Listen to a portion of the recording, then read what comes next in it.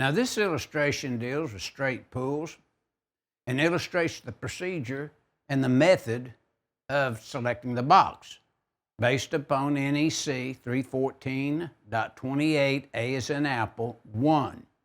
Now the problem, we have a question. What is the minimum length for a junction box with a straight pull that has 4-inch raceway on the opposite sides, with a second box that has 3.5-inch conduits and 1-inch raceways connected to its sides? So you have the sides there, and again, it's a straight pull. So it really doesn't matter how many you have on one side or the other side. You just take the largest. So as we done pointed out, it's 3.5-inch. So step one, we would find the multiplier, which would be 8, and we'd find that from section 314.28A1.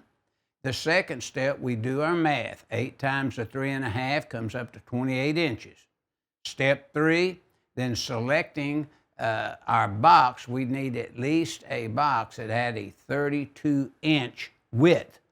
So again, you would select about a 36-inch box, and we have those size boxes, junction boxes and pull boxes, on the back inside cover of our design book.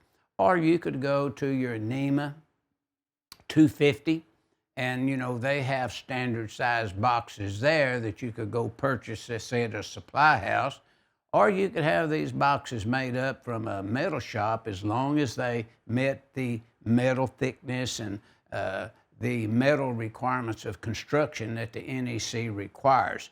But right now, we're just sizing a box minimum based upon a straight pull in accordance with NEC 314.28, A as in apple, 1.